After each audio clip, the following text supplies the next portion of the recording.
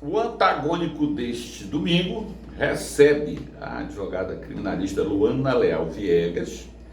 Ela é filha de nada menos do que o Américo Leal, um grande advogado criminalista desse estado. Américo, um abraço para você, onde você estiver. E eu quero começar, Luana, te agradecendo.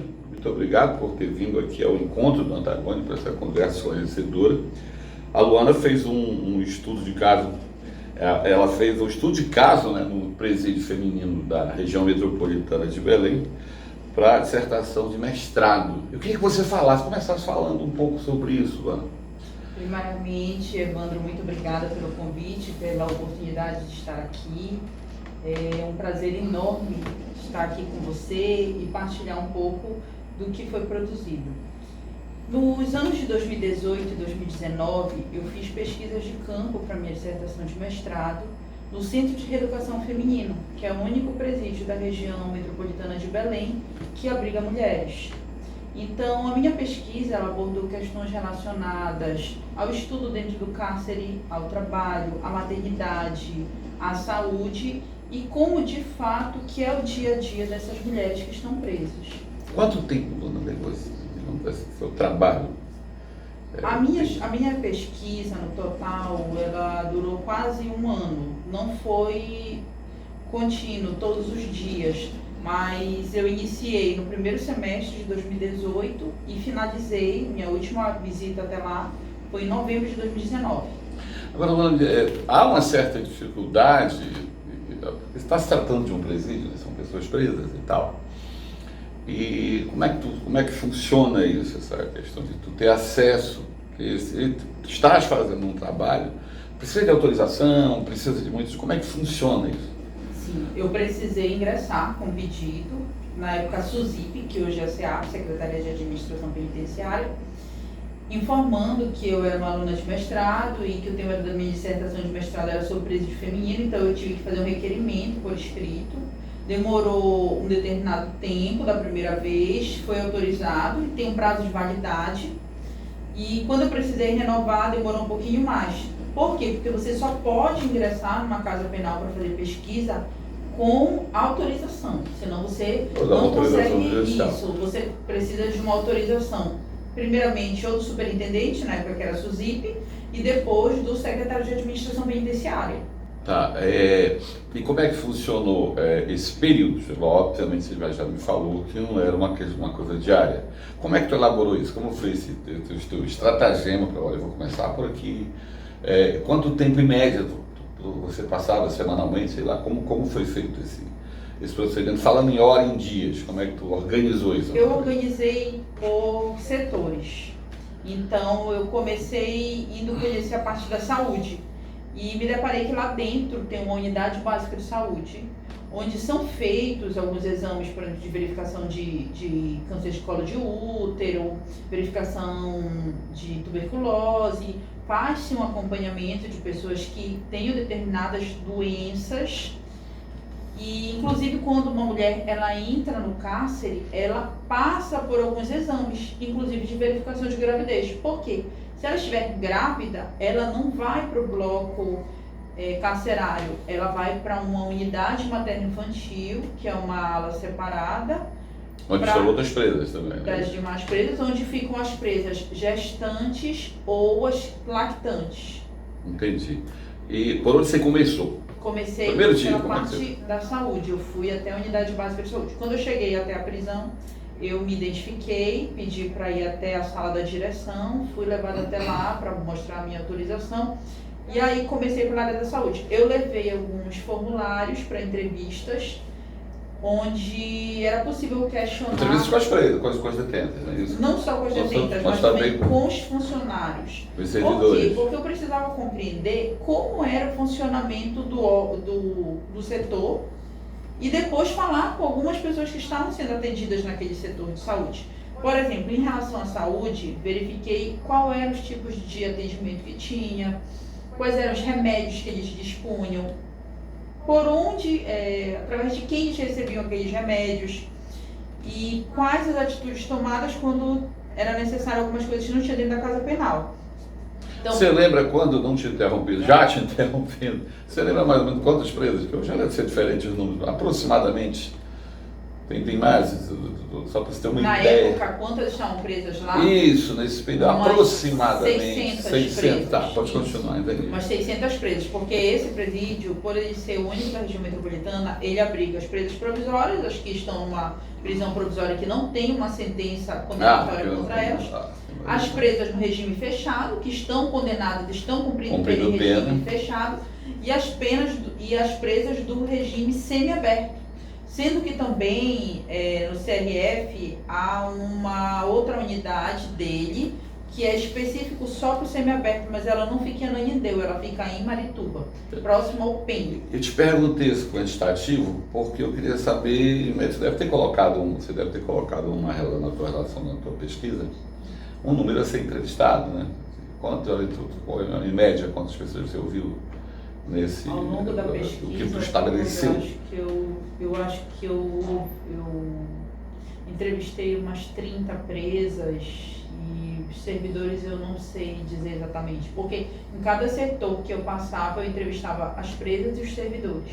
Muito material, né? Muito material, porque são em vários aspectos, o aspecto da saúde, o aspecto da maternidade, do estudo, do trabalho, como funciona, por exemplo, a cozinha. A cozinha, quando eu perguntei para eles como era o funcionamento... Mas só para a gente contextualizar, você estava falando da saúde, só para a gente concluir. Sim. Qual o teu, digamos assim, o que você viu no aspecto de saúde? Olha, a gente chega, o meu estudo chegou à seguinte conclusão, na questão de estudo dentro desse Na questão da saúde, há um atendimento. O que eu pontuei que deveria ter uma escala. Por quê? Eles fazem muitas campanhas de vacinação, campanha de exame de câncer de colo de útero, e todas as mulheres elas passam pelo setor de saúde quando elas ingressam no sistema prisional.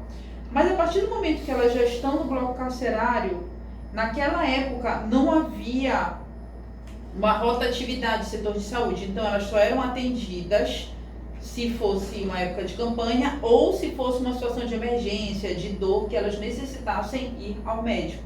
O médico ele não ficava lá todos os dias.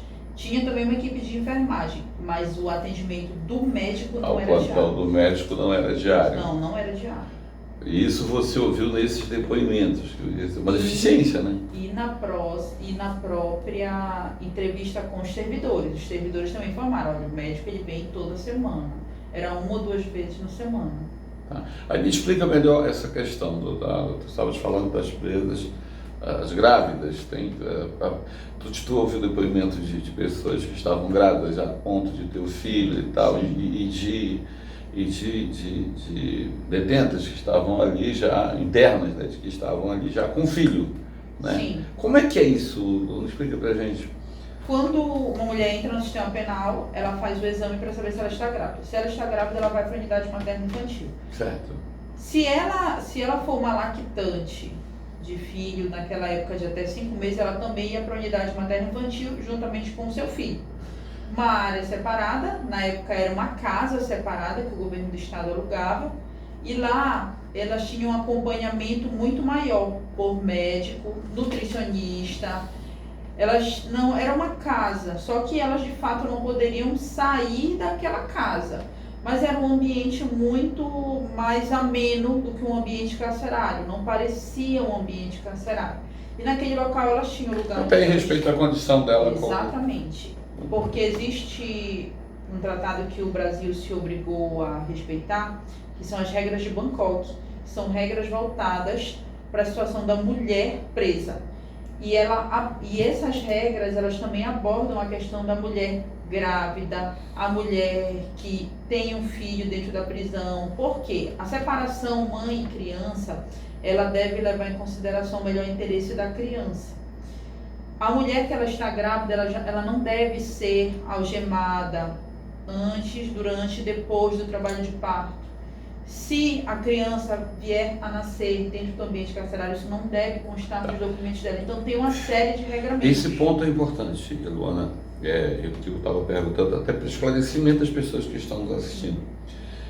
Você falou agora há pouco, se ela vai assim que ela chega na instituição, se comprova que ela está grávida, e a partir daí, ao acompanhamento e esse nascimento da criança, esse processo de parto, como é que se dá isso? Eles ocorrem na Santa Casa de Misericórdia. Leva presa quando o trabalho de parto para... O acompanhamento da gravidez, o pré-natal, ele é feito por um médico da SEAP, Secretaria de Administração Penitenciária. E alguns exames que não tenham na casa penal também são feitos através do SUS. E os partos, através do SUS, junto à Santa Casa. Tá, é isso que é importante esclarecer. Obviamente que vai do sistema penal para a Santa Casa por causa dos recursos disponíveis para... Então, a partir daí, teve o filho, ela retorna para... Existe um tempo para isso? Como é que funciona? Ela fica na Santa Casa por um período, só para entender? Fica o período que é normal para ela ter uma alta médica. E quando ela sai da Santa Casa, ela volta para a unidade materno-infantil. Certo, com o filho. Isso. Na época da minha pesquisa... É isso que eu queria esclarecer. Na época da minha pesquisa, até os 5 meses, a mãe ficava com a criança na unidade materno-infantil.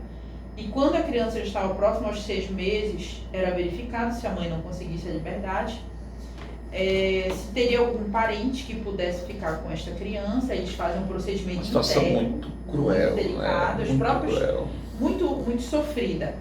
E se não tivesse nenhum parente que quisesse ou que pudesse ficar com aquela criança, no momento da separação, era encaminhada para um abrigo. Nossa Senhora. Aí, é um destino já cruel, já nascedouro, né? Demais. Atualmente, eu não tenho mais autorização para ingressar lá para fazer pesquisa. Mas conversando com algumas pessoas que atuam também nessa área, já me disseram que eles aumentaram esse prazo até 1 ano, para que a criança ela possa dispor melhor da companhia da sua mãe. Isso é legislação, Luana, ou depende do sistema, depende das regras do sistema penitenciário? A Constituição Federal diz que é assegurado aos presos ficar com a criança durante o período de amamentação. Certo. Mas essa questão... 6 meses, 1 ano... Isso já é definida pela administração penitenciária. Já é uma questão, obviamente, a ser revista, né? Porque deveria prever em lei, né? Se trata de 2 pessoas, né? Então, e a mãe, ela tem uma importância muito grande para o desenvolvimento da criança. Com toda Porque certeza. A prisão, ela é algo muito impactante na vida de uma pessoa, mas a prisão da mulher, ela impacta muito mais na vida da família. Por quê? A mulher, muitas vezes, ela é responsável pelo cuidado da casa, pelo cuidado dos filhos. Então, muitas vezes, quando a mulher é presa, as crianças elas ficam num certo desabrigo, ficam espalhadas em casa de parentes e desassistidos, né? Sujeito a uma série de violências e violações dos seus direitos. Tanto que, quando eu estava no curso da minha pesquisa, houve um habeas corpus no Supremo Tribunal Federal. Para quê? Para que os juízes analisassem a situação de mulheres presas, especialmente mulheres que fossem mães de criança. Isso trouxe também uma alteração legislativa no Código de Processo Penal, para que os juízes possam reanalisar as prisões provisórias, se realmente há necessidade... E as medidas alternativas isso, também. Se há necessidade delas, ou se pode substituir por outras medidas, prisão domiciliar, visando também a questão das crianças, dos filhos dessas mulheres. E nisso que você viu, nessa pesquisa que você fez, você viu muitos casos em que essa separação levou para esses destinos cruéis, que, digamos assim, vai com abrigo. Teve uma mulher que me disse que ela não teria para aqui deixar a criança, que a criança dela teria que ir para um abrigo. Algumas diziam que iam deixar... Isso porque não tinha parente ou o parente não queria? Ela disse que ela não tinha familiares que pudessem receber a criança. E algumas diziam que iam deixar com os próprios pais ou com uma tia. E as outras, e muitas delas, tinham outros filhos mais velhos dos quais elas já estavam separadas. E a questão da maternidade é algo que traz um sofrimento muito grande para as mulheres presas. Eu até coloquei na minha dissertação que, devido à proibição de eu ingressar no presídio com meu telefone, às vezes, quando eu estava fazendo pesquisa e estava um grande período de tempo lá dentro, incomunicável, porque eu estava sem telefone, eu me perguntava, será que algum filho meu está doente? Porque às vezes acontece o imprevisto. E aí eu sentia um pouco daquela angústia e comparava a minha pequena o que ela é, pequeno que tu vai sair daqui a meia hora, né? Ela está mal dada. Então, isso me trouxe uma visão muito mais humana da situação de cárcere. Assim, e nessas situações você viu aí, você ouviu 30, digamos, aproximadamente 30 detentas nessa situação. Sim. Um caso que mais te impactou, digamos assim, tem algo que você lembra assim, sem citar nomes, é claro, são situações que a gente fica assim. É muito comum também a mulher presa, ela é abandonada pela família, pelos maridos, pelos companheiros durante a prisão. Por quê? Ainda há um preconceito muito grande com a mulher, que ela é considerada mulher criminosa, porque ela rompe com os papéis impostos pela sociedade, da mulher docilizada, daquela mulher que é um exemplo de mãe, da mulher que é um exemplo de esposa. E muitas vezes essas mulheres, elas sofrem esse preconceito e elas são abandonadas na prisão. E o retrato, a maior parte da nossa população carcerária brasileira é formado de pessoas pobres, pretas e de baixa instrução. Então ali dentro tinham mulheres que não sabiam do seu processo, não tinham contato com a família e não sabiam quando iriam sair, se já tinha uma sentença, se tinha ao menos uma audiência marcada. Me chamou a atenção muito a situação de uma moça... Esquecida lá dentro, né? Me chamou muito a atenção de uma moça de Dom Eliseu. Por quê? Porque como não tem prisão mais próximo, digamos que do local onde ela estava sem contato, o marido a abandonou, ela tinha mais uns 2 ou 3 filhos, ficaram em Dom Eliseu, que ela não sabia com quem estava, e ela estava com um bebê prestes a ser separada dele, sem saber como estava o seu processo, sem ter condições de contratar um advogado, sem receber visitas e prestes a se separar da única pessoa com a qual ela tinha contato da sua família, que era o seu filho pequeno. Você falou de um tema importante, sem fazer críticas e juízos de valores. Agora vamos adentrar em outra seara que não é da saúde. Como é que funciona aí? Eu tenho certeza que você fala sobre o seu trabalho, você não vai nem fazer crítica ao trabalho de terceiros. Mas no caso, essas pessoas têm direito a advogado do Estado, né? Defensor público. Defensor público, pois é. E nesse ponto eu acho que era ausente, não funcionava. Eu não estou pedindo que você faça a crítica a seus colegas. Sim. Eu escrevi um artigo que aborda um tema semelhante a isso. Diante desse último quadro que você me falou, né? Diz assim, uma menina de Dom Eliseu que tem filho e tal, mas não sabe como está o processo. A quantidade de defensores em diversos estados do Brasil, dentre eles se inclui o Pará, é insuficiente para atender a demanda. Nós temos comarcas, municípios paraenses que não há defensores públicos. Então, muitas vezes os juízes valem-se do que defensores dativos nomeiam advogados para a prática de determinados atos isolados. Ou ficam alguns defensores respondendo por uma grande quantidade. Então, ele defende naquele processo, mas muitas vezes ele não tem o contato com a pessoa presa, indo até o local onde a pessoa está. Ou seja, mas de qualquer forma, tá certo, tem um volume de processo assoberbado, tal, mas existe uma pessoa que está presa e que precisa de uma assistência. Não tem como ele tramitar sem a presença de um advogado, senão ele é nulo. Só que o que ocorre muitas vezes é que a pessoa ela está presa no local e ela responde crime por outro. Então, o próprio contato dela com o seu defensor muitas vezes só ocorre durante a audiência, quando ela vai para a audiência. A gente retorna daqui a pouco essa entrevista com a advogada criminalista Luana Viegas.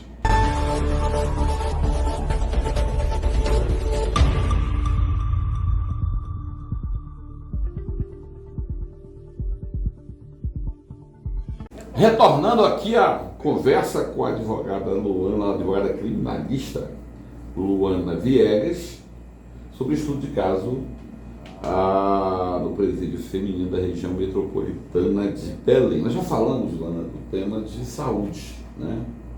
E eu queria que tu falasse o nome dessa tua pesquisa E falando de outros temas agora, que a gente vai entrar no tema de alimentação, direito ao trabalho das internas e falando um pouco da cozinha. Eu começo como é o nome dessa pesquisa que tu fez dentro do... O tema da minha dissertação, ele é o cárcere feminino na região É o metropolitana. tema, desculpa. Na região metropolitana de Belém, quanto aos direitos fundamentais, inefetividades, violações. E em relação à questão da alimentação, eu também visitei a cozinha do estabelecimento prisional. Então existe uma empresa que é terceirizada, que ela fornece todos os materiais da cozinha, e existe um fluxo de alimentos que chegam e os alimentos são preparados lá dentro. Então o almoço do dia anterior ele começa a ser... Os alimentos, eles são preparados pelas próprias internas? Não. Porque existe trabalho existe, também. naquela época, em 2019, tinham 4 internas que eram contratadas dessa empresa. Mas elas auxiliavam, elas eram auxiliares. Mas essa empresa, ela tinha uma nutricionista, tinha cozinheiros, tinham pessoas que trabalhavam também com essa cozinha. E a própria SEAP, ela tinha nutricionista que fazia o acompanhamento, meio que a fiscalização dessa comida que era preparada. Entendi. Então aí, nesse aspecto, você falou que visitou a cozinha. Sim. E qualidade, digamos assim. Você viu, né, dessa... Eu comia comida, inclusive. O que tu achou? Tá dentro A dos comida, padrões? ela estava saborosa, mas as presas, elas reclamavam muito de como a comida chegava. Então isso eu também constei no meu trabalho. Por quê? Porque devido a ela ficar muito tempo guardada dentro da marmita, talvez a aparência dela ficasse ruim depois. Luana, e para esse público, digamos assim, de gestantes, a alimentação necessariamente tem que ser diferente ou não? É necessário. As gestantes, elas tinham uma nutricionista que acompanhava também a alimentação delas. Mas eu, inclusive, fiz uma entrevista com a nutricionista da SEAP, e aí ela tinha colocado lá que caso tivesse reclamação, ela ia verificar melhor por conta da própria situação da lactante e da gestante. Tá, mas qual a tua conclusão do teu estudo sobre nesse quesito alimentação? A questão do armazenamento, ela precisava ser revista. O armazenamento com a comida pronta, porque eles faziam o chamado marmitação. A comida estava pronta e eles formavam as marmitas. Só que ficava muito tempo guardado até que eles recebessem na hora do almoço. Algumas presas relataram da comida estar azeda, estar com gosto ruim. Não era na cozinha, quando a gente verificava a comida, ela estava com aspecto, mas a forma como elas diziam que depois ficava, ela já ficava numa coisa que não estava muito boa. E em relação à água, eu também questionei de onde vinha a água que elas bebiam. E aí elas me retrataram que se tratava de uma água que vinha da torneira. São pontos importantes a serem levados em consideração. Você falou da cozinha, existe um cozinheiro da madrugada, como é que é isso? Sim. Essa empresa terceirizada, que era responsável por fazer a comida, ela tinha, né, nutricionista, açougueiro, tudo isso pré-determinado. E tinha uma figura que o pessoal dizia que era o cozinheiro da madrugada, que era uma pessoa que trabalhava 12 horas por 36 de descanso. Então ele chegava às 19 horas e trabalhava até 7 da manhã. Então ele começava a fazer o almoço, porque como eram marmitas para mais de 600 pessoas, eram marmitas tanto para o CRF, que é o presídio feminino, como para o outro presídio que fica ao lado, que é o CTM2, e para a unidade materna infantil. Então ele começava a fazer o almoço na noite anterior, colocar o feijão, o arroz para ser feito, e ele também ia fazendo o café da manhã, quando já estava no final da madrugada, início da manhã. Era quase um padeiro, né? Aquele trabalho do padeiro, que muita gente fala come pão de manhã, não sabe que horas que o padeiro chega ali. Ele começa o trabalho por volta de 2, 3 horas da manhã. E como é que você avalia, Luana, o quesito, o que é servido para as pessoas? É balanceado? Você viu? É uma alimentação, digamos assim. Sim, eles seguiam. Salada, arroz, feijão, macarrão. Como era a questão? Eles geralmente tinham frango e carne, né? Então um dia frango, no dia carne. Algumas datas tinham uma alimentação diferenciada. Essa cozinha, Essa empresa aqui, para quem terceirizava a cozinha, ela preparava um cardápio no mês anterior. E esse cardápio era enviado para a direção aprovar ou não. Então já tinha um cardápio pré-determinado. Então, e eles faziam depois, quando já estava feita a marmitação, eles pegavam algumas marmitas por amostragem para verificar se estava dentro de um padrão de peso e tal. Naquela época, elas só faziam 3 refeições: o café, o almoço e a janta. À exceção de quem tivesse alguma doença específica ou de quem fosse da unidade materno-infantil. Eu ia te perguntar sobre isso. Estamos falando de crianças dentro do cárcere. Sim. E como era a alimentação? Já nasceu, essas crianças estão lá, ainda não tem um ano. Como é que era essa alimentação? A alimentação, ela era basicamente do leite materno. Sim, além do leite Só materno. quando era no 5º mês que eles começavam a introduzir uma papinha com legumes e uma com frutas, para a criança se acostumando caso ela viesse ser separada da mãe. Quando você fez esse trabalho? 2019. Não, mas... já tem. Quando você fez esse trabalho, já tinha muitas crianças lá? Você lembra de... Na época, tinham 14 mulheres, entre gestantes e lactantes. Né? Pois é, já tinha crianças já nascidas? Tinha, que já estavam crianças. E que já estavam nesse processo, né? Da proximidade, de completar o tempo, aí você vai ter que sair, que é o que você citou aí do momento da separação, não é isso? Sim, o momento de separação. Me fala agora do direito à questão do trabalho e do estudo, que como eu te falei, eu acho importantíssimo, eu acho que, inclusive, quem está preso, quem está solto, é sempre importante, nunca é tarde, você ler, você trabalhar, né? E eu acho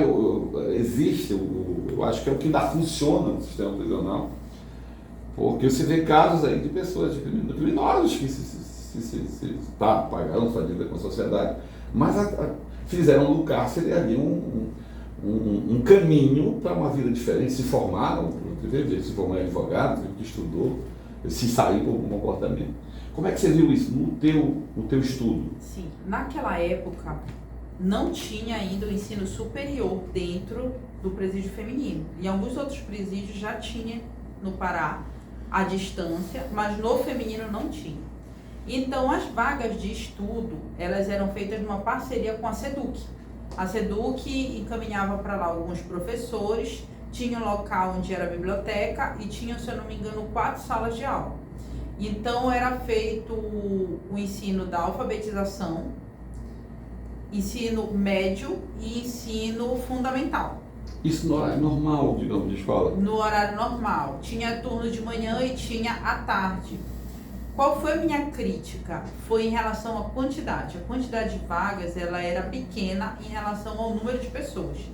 E essas vagas, elas estavam ali ocorrendo para o pessoal que estava preso ali no CRF-SED. Então, presas provisórias, condenadas no regime fechado e algumas do semiaberto. Mas as que ficam numa casa separada do semiaberto em Marituba, elas podem ter autorização para estudar fora. Essa autorização ela é dada pelo juiz de execução. Mas você fala assim, que não existia vaga suficiente para... Ou seja, elas também tinham a interna quer estudar e não tem essa possibilidade? Qual é o sistema? Isso, a quantidade de pessoas que estavam estudando era pequena. Para você tirar, para você ter uma segurança, que você tira do bloco carcerário e a aula ocorre no setor da educação. Então você precisa ter também o quê? Uma infraestrutura de segurança ali, porque você está tirando de cela várias pessoas. Mas a quantidade era cerca de 10%, 11% do quantitativo de pessoas que estavam presas. Então a pessoa que ela não trabalha, não estuda e ela está no regime fechado, ou ela é uma presa provisória, ela passava, pelo menos naquela época, 22 horas presa e 2 horas de banho de sol. 22 horas presa numa cela. Então, a questão do trabalho e do estudo, muitas vezes, as pessoas presas, elas buscam até como uma forma, não só de remir pena, que é cortar um pouco da pena delas, mas até de ocupar a mente, porque não tinha televisão, não tinha, muito restrito a entrada de livros e entrada de alguma outra coisa, então é muito tempo de ócio. Eu reforço até que médico não faz nada oficina do diabo, né? Para você passar, como você está falando, 22 horas. Na questão do trabalho, Luana, é a mesma, tu aplica a mesma opinião?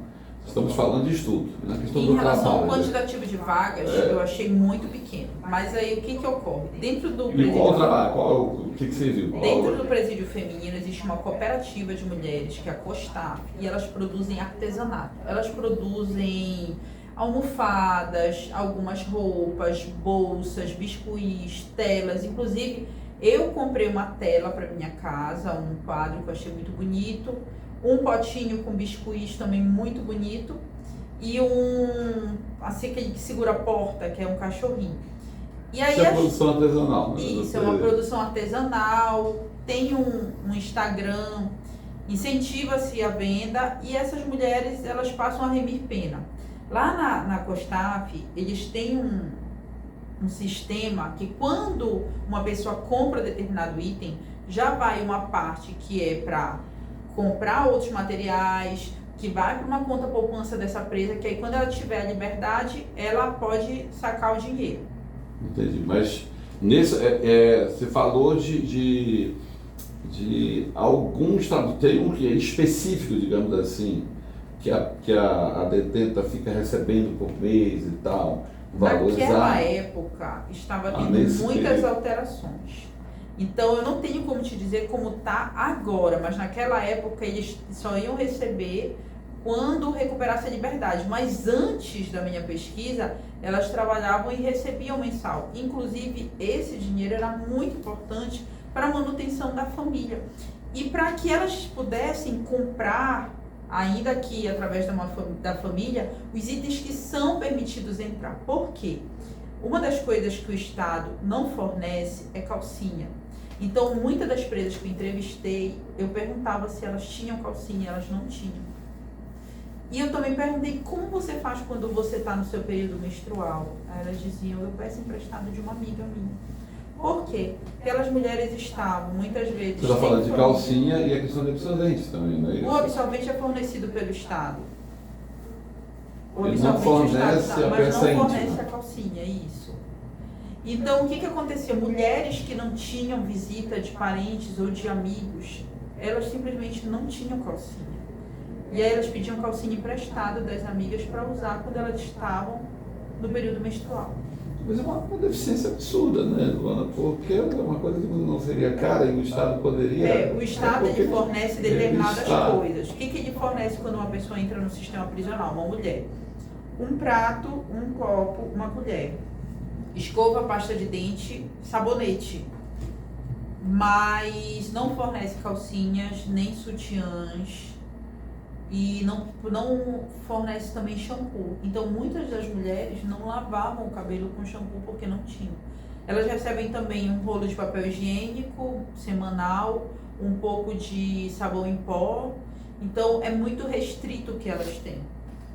Mas aí é uma questão de saúde, na verdade, é uma questão de higiene. Se você for imaginar, quer dizer, eles deixam a mercê da própria detenta e da própria família, depende da família. Atualmente, isso, né?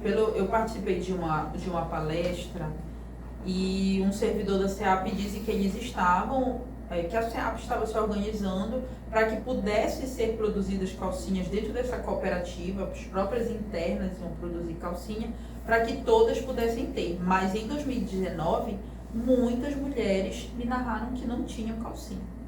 Pois é, mas falta, não sei se de legislação, porque é uma coisa fundamental, né, na verdade. E depois, o Estado, inclusive, na própria lei de execução penal, o Estado, ele presta uma assistência material, ele tem que prestar uma assistência material para a pessoa presa. Pois é, até porque a pessoa está ali na mão do Estado, na verdade. Então, Luana, para a gente fechar esse assunto sobre esse teu estudo de caso, qual a conclusão que você chegou? Digamos, se tu fosse fazer hoje um apanhado, a conclusão desse trabalho, eu cheguei à seguinte conclusão, de um modo geral, o lado bom, do lado ruim, dessa realidade que você Eu fui pontuando todos os lados. Então, em relação à saúde, havia um efetivo atendimento à saúde para as mulheres na unidade materno-infantil e para os filhos delas. mas em relação às mulheres que estavam presas em regime fechado, a questão da saúde precisava melhorar. Por quê? Porque precisava ter uma forma delas terem atendimento médico que não fosse quando entrasse ou quando fosse época de campanha, que tivesse uma rotatividade, porque algumas mulheres narravam que há muito tempo não tinha atendimento médico. Em relação ao estudo e trabalho, existe essa possibilidade dentro da prisão feminina? Existe, mas o quantitativo de vagas é pequeno. E quando a mulher vai... Hoje você está falando ainda daquele período. Hoje pode ser bem, a gente pode estar falando, hoje pode estar bem diferente, digamos assim. E isso pode estar diferente, mas ainda há também um preconceito muito grande de você empregar uma pessoa que esteve presa. Há um preconceito enorme, principalmente em relação a mulheres. E se tratando de pessoas com baixa escolaridade, baixa instrução, o acesso ao mercado de trabalho é muito mais dificultoso. A gente retorna daqui a pouco o terceiro bloco dessa entrevista com a advogada Luana Viegas.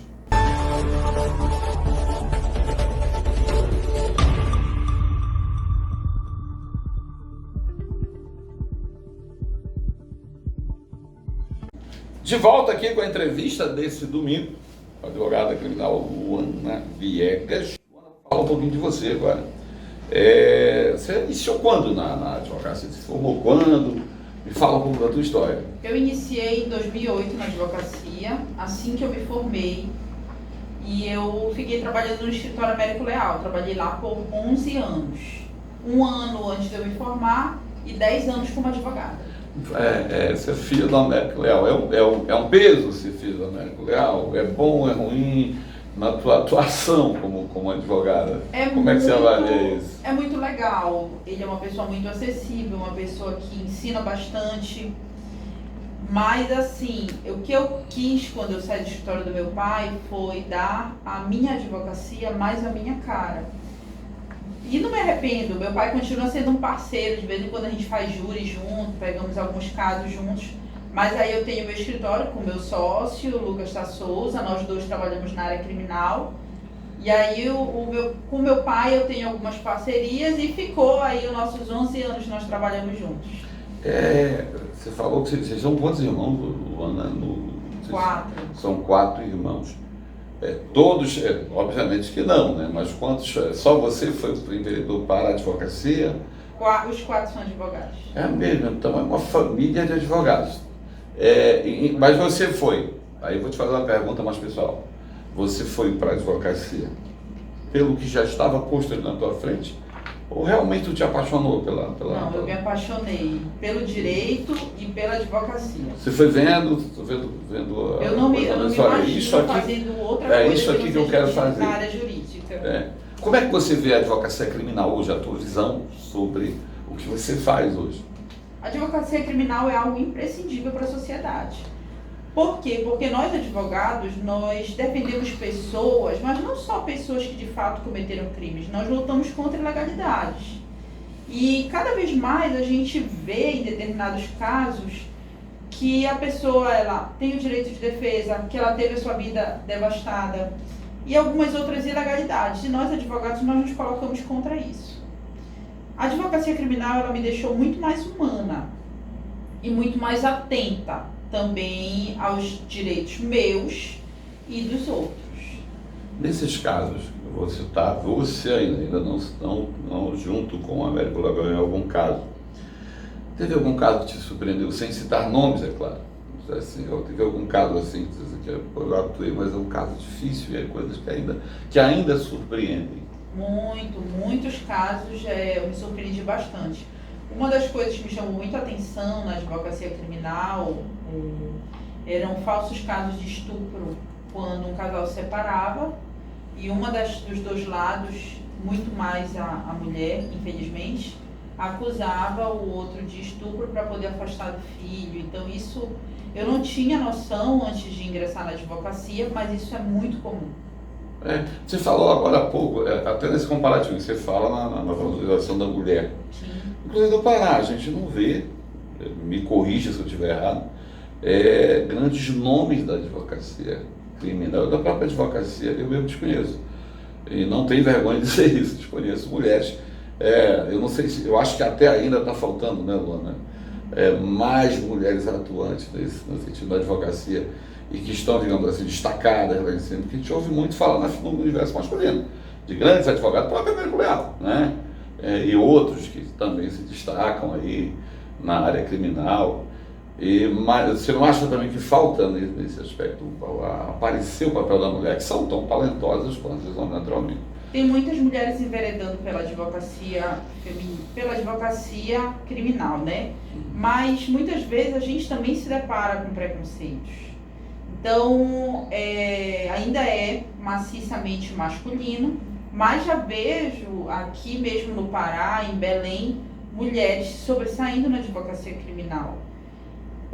Posso citar algumas, a doutora Nájila Alencar, a doutora Nelma Catarina, a doutora Ivanilda Pontes, que é uma advogada muito aguerrida. E essas mulheres, elas batalham dia após dia também pelo seu lugar na advocacia criminal, mas até pela própria questão do machismo que nós temos assim na nossa sociedade, olham para nós mulheres como se a gente não pudesse desenvolver as mesmas ferramentas que os homens no exercício da advocacia criminal. Eu te falo isso que a gente vê, por exemplo, só a nível de advogados, porque temos grandes nomes hoje no judiciário, muitas juízas, muitas desembargadoras, no Ministério Público a mesma coisa. É só esse contraponto que eu tive, que realmente ainda falta, mas se chegará, digamos, ao igualitário, né? Pelo menos esperamos isso. Para isso que a gente, para esse o movimento feminista também atua. Né? Com certeza. Luana, e você atuou em processos importantes com o Américo, com teu pai? Sim, nós atuamos em muitos processos importantes, alguns processos de repercussão. Nós trabalhamos ao longo de 11 anos juntos, assim, intensamente nos processos. Era muito difícil um processo que nós não estivéssemos juntos. Nós atuamos em júris, processos grandes, todos esses nós atuamos. E a grande dificuldade hoje, eu não sei se você concorda, é o tempo, né, digamos, um processo do nascedouro, principalmente da natureza criminal.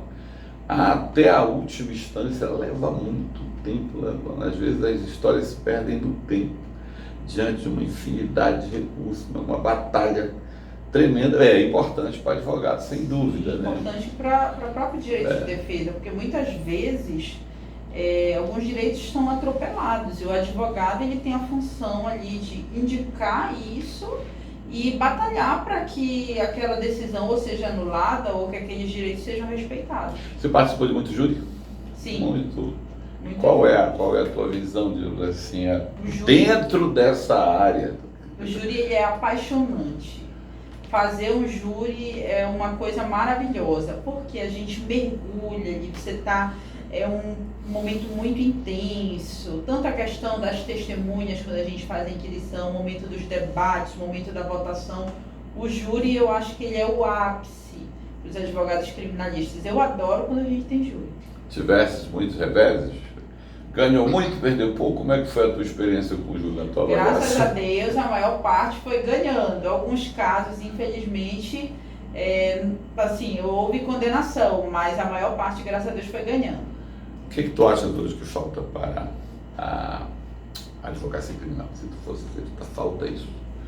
Hoje, a advocacia criminal, eu diria duas coisas. Uma, as mulheres conseguirem um maior espaço na advocacia criminal. E a outra, a gente vê também um movimento de criminalização da advocacia criminal. Colocar o advogado que está ali defendendo os interesses do seu cliente, muitas vezes é colocado como se tivesse praticado um crime. Então isso é um absurdo. Por quê? Porque nós estamos ali, porque somos indispensáveis à administração da justiça e pelos direitos de uma pessoa que tem o direito, que tem a garantia de se defender de um processo. Eu quero lembrar que nós estamos, o Antagônico está nas redes sociais, nós estamos no Instagram, no Facebook, no Twitter. Acompanhem a gente, por favor, meus amigos. A gente retorna daqui a pouco para o último bloco, essa entrevista com a advogada Luana Viegas.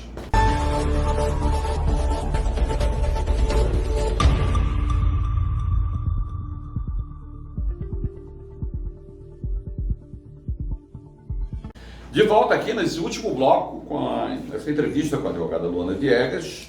Luana, esse é o momento, é chegado o momento em que eu te pergunto sobre algum tema, alguma pessoa, e você dá a sua opinião em poucas palavras. Eu começo te perguntando a tua opinião sobre a Luana Viegas. O que você diz de você mesmo? Sou uma pessoa que sempre busca o aperfeiçoamento profissional e pessoal. Advocacia criminal.